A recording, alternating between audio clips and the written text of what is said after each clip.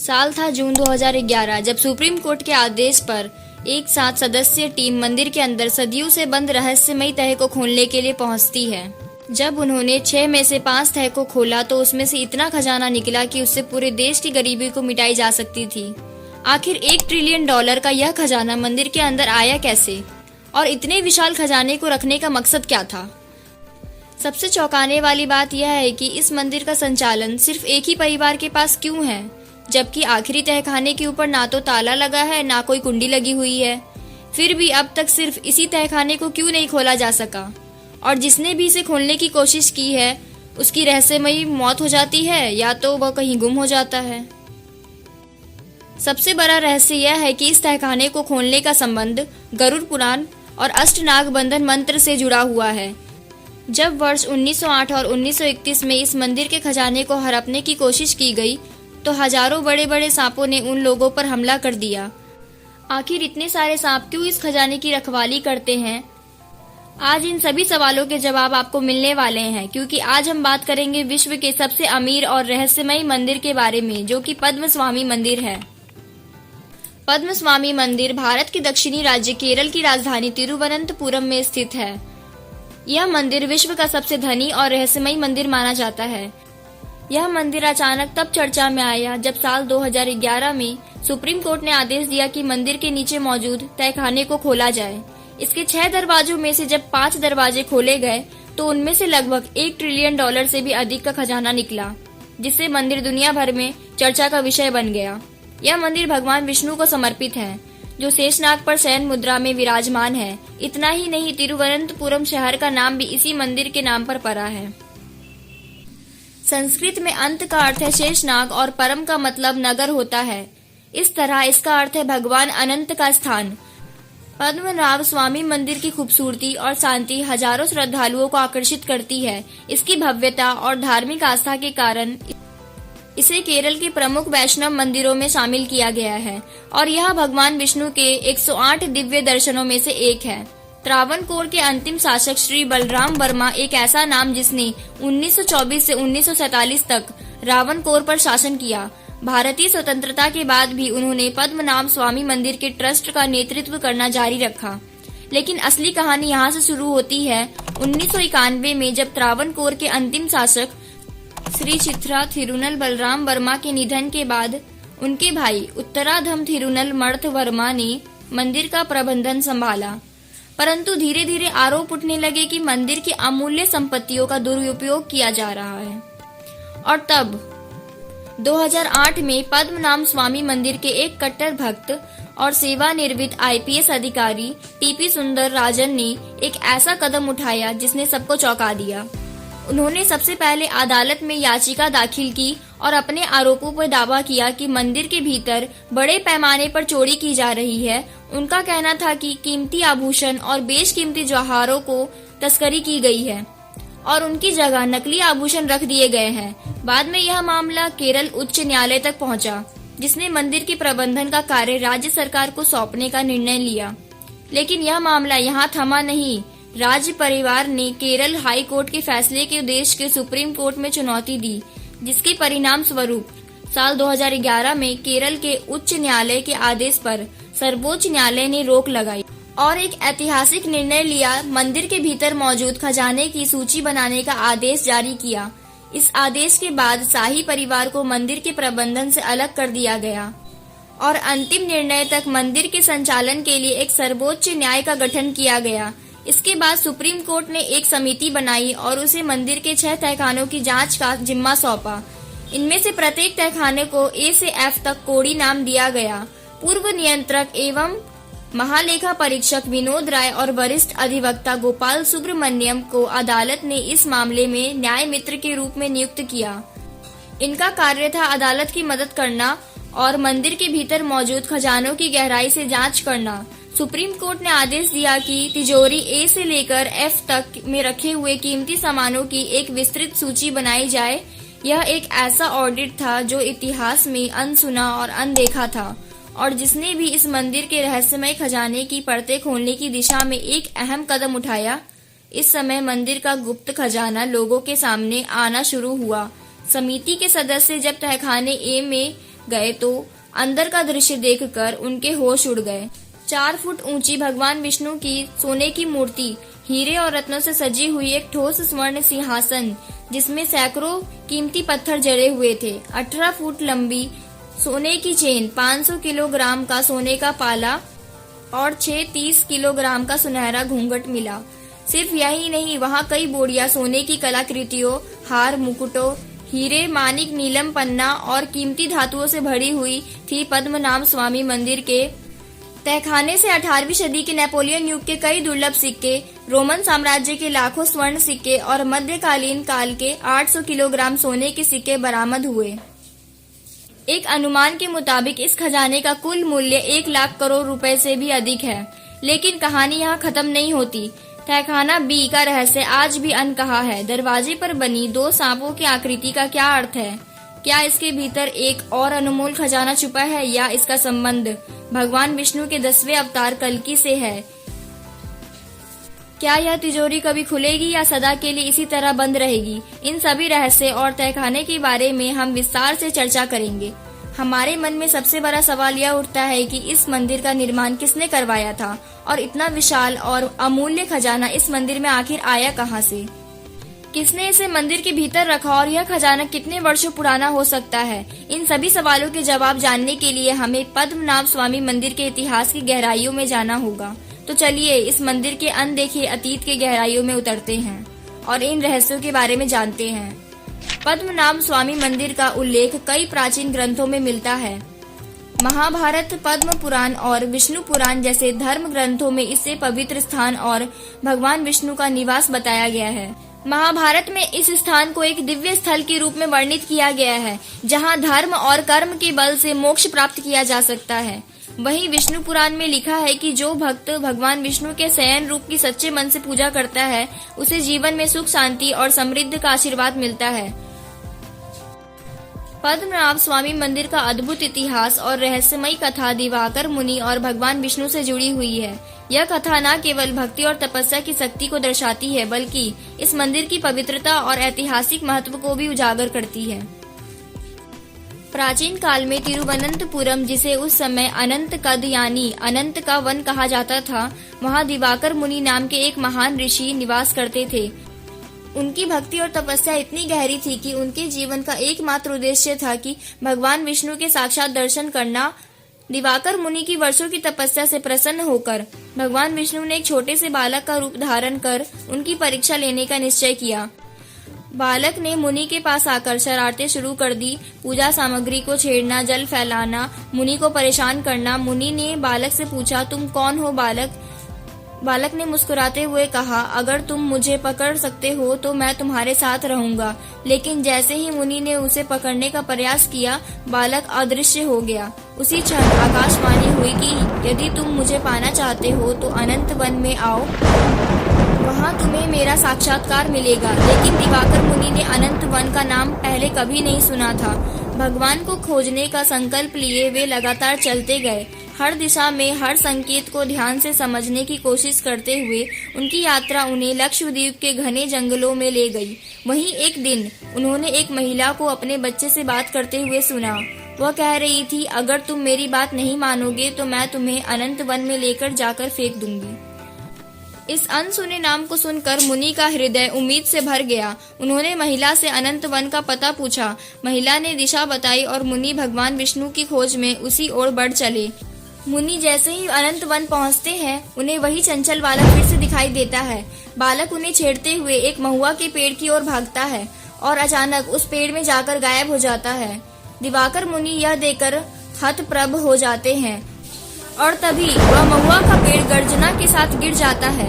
उसी क्षण भगवान विष्णु अपने विराट रूप में प्रकट होते हैं। उनका दर्शन इतना दिव्य था कि मुनि की आंखों में श्रद्धा के आंसू भर गए। भगवान शेषनाग के ऊपर 8 मील लंबे अपने विराट रूप में विराजमान थे। उनका यह रूप ब्रह्मांड की महिमा को प्रकट कर रहा था। लेकिन भगवान का यह विशाल रूप इतना अद्वितीय था कि मुनि उनकी पूरी महिमा का दर्शन नहीं कर पा रहे थे। उन्होंने हाथ जोड़कर प्रार्थना की कि हे भगवान, कृपा करके अपना रूप छोटा कर लीजिए ताकि मैं आपके पूर्ण दर्शन कर सकूं। भगवान ने मुनि की विनती स्वीकार की और अपने विराट स्वरूप को छोटा कर लिया, लेकिन महुआ के पेड़ों के कारण भगवान अब भी 3 भागों में दिखाई दे रहे थे, सिर, धड़ और चरण। यही वह क्षण था जब भगवान विष्णु ने मुनि को आशीर्वाद दिया और कहा कि यह स्थान अब से पद्मनाभ से जाना जाएगा और मैं यहाँ अनंत काल तक निवास करूंगा। दिवाकर मुनि ने इस अनुभव की खबर त्रावणकोर के राजा तक पहुंचाई। राजा ने इस स्थान पर एक भव्य मंदिर का निर्माण कराया। भगवान विष्णु की मूर्ति को इस प्रकार स्थापित किया गया कि इसे 3 द्वारों से देखा जा सके। पहले द्वार से भगवान के सिर और छाती के दर्शन होते हैं, दूसरे द्वार से नाभि पर विराजमान ब्रह्मा के और तीसरे द्वार से उनके पवित्र चरणों के। दिवाकर मुनि ने भगवान के चरणों में समाधि ले ली। उनकी समाधि आज भी इसी मंदिर के पश्चिम दिशा में स्थित है। ऐसा माना जाता है कि लगभग 5000 वर्षों से भी पुराना यह मंदिर भगवान विष्णु की महिमा को स्थापित करता है। मंदिर का निर्माण त्रावणकोर के राजाओं द्वारा किया गया था और यह उनके साम्राज्य का धार्मिक केंद्र बना। कई बार इस मंदिर का पुनर्निर्माण हुआ और आज जो हम भव्य स्वरूप देखते हैं वह त्रावणकोर के राजा मार्तंड वर्मा की देन है। त्रावणकोर के प्रसिद्ध इतिहासकार डॉक्टर L.A. रवि वर्मा का मानना था कि यह मंदिर कलयुग शुरू होने के पहले दिन स्थापित हुआ था। मंदिर के त्राम पत्रों से पता चलता है कि कलयुग के 950वें वर्ष में एक तुल्लु ब्राह्मण दिवाकर मुनि ने भगवान की मूर्ति की पुनर्स्थापना की। इसके बाद 960वें वर्ष में राजा कोथा मार्तंड ने मंदिर के कुछ हिस्सों का निर्माण कराया था। 18वीं शताब्दी में त्रावणकोर के राजा मार्तंड वर्मा ने मंदिर का सबसे बड़ा पुनर्निर्माण कराया। उन्होंने द्रविडियन वास्तुकला की शैली में मंदिर का जीर्णोद्धार किया। मंदिर के गर्भगृह और खंभों पर की गई नक्काशी आज भी वास्तुकला की अद्भुत कृति मानी जाती है।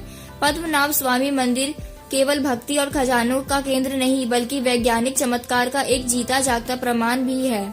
यह मंदिर अपनी अद्भुत वास्तुकला और वैज्ञानिक दृष्टिकोण के कारण सदियों से लोगों को हैरान करता आ रहा है। यह मंदिर 7 मंजिलों का है और हर मंजिल पर बनी खिड़कियां इस तरह से बनाई गई है कि साल में सिर्फ 2 बार 22 मार्च और 23 सितंबर यह दिन होते हैं जब इक्विनोक्स आता है। इक्विनोक्स यानी वह समय जब दिन और रात दोनों बराबर होते हैं। इन दिनों अगर आप दोपहर में इस मंदिर को देखें तो हर 5 मिनट के अंतराल पर सूर्य की किरण इन खिड़कियों से होकर एक अद्भुत दृश्य बनाती है। श्री पद्मनाभ स्वामी मंदिर की 18 फीट लंबी प्रतिमा अद्वितीय है, जिसे 12,008 शालिग्राम से बनाया गया है। यह शालिग्राम नेपाल की गंडकी नदी से लाए गए थे। मंदिर के गर्भगृह में स्थित यह प्रतिमा इतनी विशाल है कि इसे 3 अलग अलग द्वारों से देखा जाता है।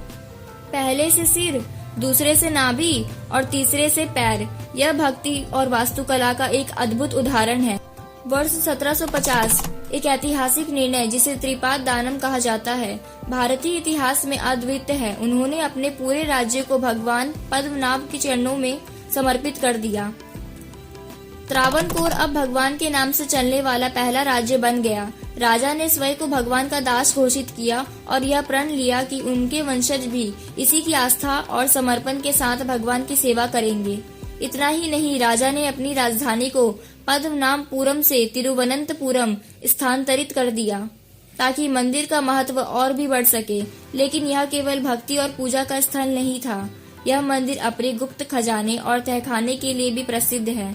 मुगल काल के दौरान 1680 में मुस्लिम शासक मुकलम ने इस मंदिर को लूटने की कोशिश की, लेकिन त्रावणकोर की सेना और स्थानीय लोगों ने उसे नाकाम कर दिया। इसी तरह से 1741 में जब ईस्ट इंडिया कंपनी ने त्रावणकोर पर हमला किया, जिसे इतिहास में कोलाचेल की लड़ाई के नाम से जाना जाता है, राजा मार्तंड वर्मा की सेना छोटी थी लेकिन उन्होंने डचों को हराकर इतिहास रच दिया और विजय का श्रेय राजा ने भगवान पद्मनाभ स्वामी को दिया।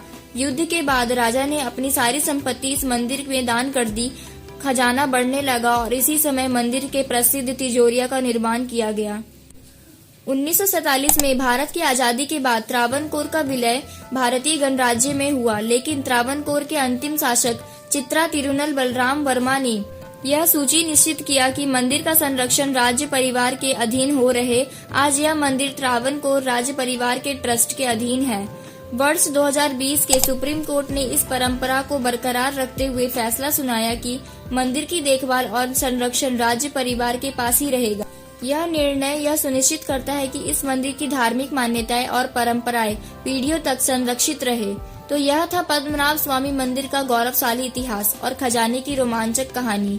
लेकिन अब बात करते हैं उस तहखाने बी की, जिसने सदियों से लोगों के मन में रहस्य और उत्सुकता पैदा कर रखी है।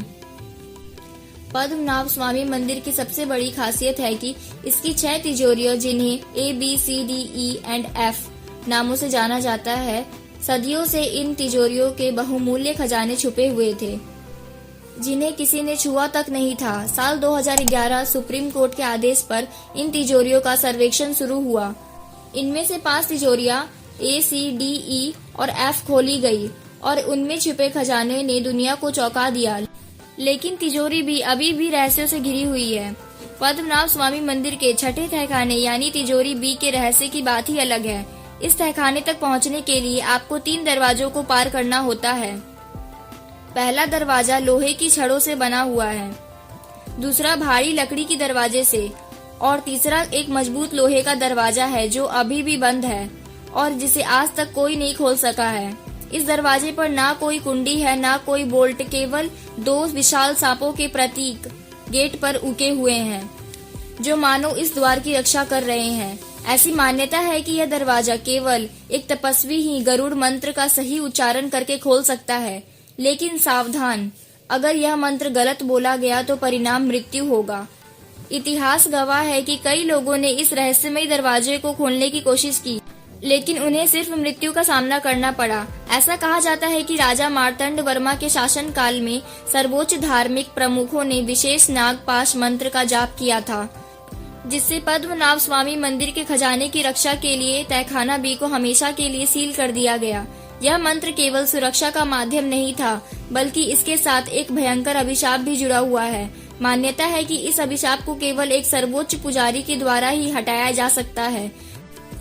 तहखाने के रहस्यों की परतें खोलने के पीछे जिनका सबसे बड़ा योगदान था, वह थे याचिकाकर्ता TP सुंदरराज। लेकिन यह घटना और भी रहस्यमयी तब बन गई जब तह के खुलने के सिर्फ 1 महीने बाद सुंदरराजन की असमय मृत्यु हो गई। क्या यह महज एक संयोग था या फिर तह के खुलने के साथ जुड़े अभिशाप का असर था? यह प्रश्न आज भी बना हुआ है और तहखाने के रहस्य को और गहरा बना देता है। एमिली गिलक्रिस्ट हैच की प्रसिद्ध पुस्तक Travancore a guide book for visitor में एक चौंकाने वाला जिक्र मिलता है। यह कहानी 1931 की है, जब एक समूह ने तहखाना भी खोलने का प्रयास किया। जैसे ही उन्होंने तहखाने का द्वार खोला, अंदर का नजारा देखकर उनके होश उड़ गए। तहखाना कोबराओं के आतंक से भरा हुआ था। सांप इतने खतरनाक और आक्रामक थे कि उन लोगों को अपनी जान बचाने के लिए वहां से भागना पड़ा। इस किताब में 1908 के एक और असफल प्रयास का उल्लेख है, जिसमें भी ऐसी ही स्थिति का सामना करना पड़ा था। सवाल यह है कि यह कोबरा तहखाने की प्राकृतिक रक्षा है या फिर किसी अलौकिक शक्ति का संकेत, जो इन खजानों को छूने नहीं देती है। कहते हैं कि लगभग 136 साल पहले तिरुवनंतपुरम में अकाल के हालात पैदा हो गए थे। ऐसे विकट स्थिति में मंदिर के कर्मचारियों ने छठे तहखाने को खोलने की कोशिश की, लेकिन उनकी यह कोशिश बेहद भारी पड़ी। अचानक मंदिर के भीतर से तेज रफ्तार और शोर के साथ पानी भरने की आवाजें आने लगी। घबराकर उन्होंने तुरंत दरवाजे को बंद कर दिया। स्थानीय लोगों का मानना है कि यह छठा तहखाना सीधे अरब सागर से जुड़ा हुआ है। यदि कोई खजाने को हासिल करने के लिए छठे दरवाजे तोड़ने की कोशिश करता है, तो भीतर का पानी पूरे खजाने को बहा ले जाएगा और तब सब कुछ बर्बाद हो जाएगा। क्या यह एक सच्चाई है या महज एक किंवदंती? यह रहस्य आज भी अनसुलझा है। क्या आप जानते हैं कि तहखाना बी, जिसे आज तक सबसे रहस्यमय और पवित्र माना जाता है, 7 बार खोला जा चुका है। पूर्व CAG विनोद राय, जिन्हें सुप्रीम कोर्ट ने मंदिर का ऑडिट करने का अधिकार दिया था, उनके द्वारा साझा किए हुए रिकॉर्ड बताते हैं कि यह तहखाना हाल के दशकों में 7 बार खोला गया है। 1990 में 2 बार, 2002 में 5 बार। हाँ, ये वही तहखाना है जिसे शाही परिवार मंदिर की पवित्रता बनाए रखने के लिए बंद रखना चाहते थे, और अब यह भी साफ हो चुका है कि इनकी निगरानी कोबरा नहीं करते और न ही इसे खोलने से कोई प्रलय आएगा। ऐसा प्रतीत होता है कि इस तहखाने के आसपास फैली कई कहानियां सिर्फ मिथक है। अभी ऐसी चर्चाएं हो रही है कि तहखाना बी को भगवान विष्णु के 10वें अवतार कल्कि के लिए बंद रखा गया है। कहा जाता है कि जब समय आएगा तो भगवान कल्कि स्वयं इस दरवाजे को खोलेंगे। इसमें से प्राचीन काल के अत्याधुनिक हथियार और यंत्र होने की संभावनाएं जताई जाती है। यह रहस्य और भी गहरा हो जाता है जब लोग कहते हैं कि इस तहखाने का संबंध भविष्य की किसी दिव्य घटना से हो सकता है। तो दोस्तों, आपको क्या लगता है, यह तहखाना बी का भगवान कल्कि के साथ कोई संबंध हो सकता है? अपनी राय तर्क कमेंट में जरूर लिखें। तो यह था पद्मनाभ स्वामी मंदिर का इतिहास और उससे जुड़े खजाने का रहस्य। अगर आपको हमारी यह वीडियो अच्छी लगी हो तो एक लाइक कर दीजिए।